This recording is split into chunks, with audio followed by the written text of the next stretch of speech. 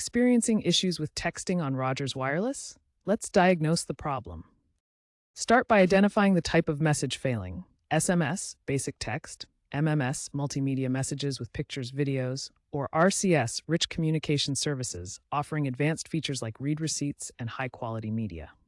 For SMS issues, check your signal strength and ensure your SIM card is properly inserted. MMS problems often relate to data connectivity, so verify your data plan is active. RCS issues can arise from compatibility problems, especially with non-Google messaging apps. Rogers fully supports RCS, but interoperability glitches can cause fallbacks to SMS MMS. Try basic fixes like restarting your device and ensuring your messaging app, e.g. Google Messages, Samsung Messages, is up to date.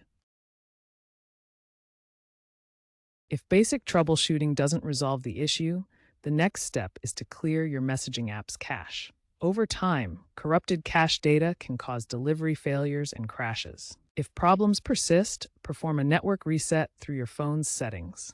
Also, confirm that Rogers APN settings are correctly configured as internet.com.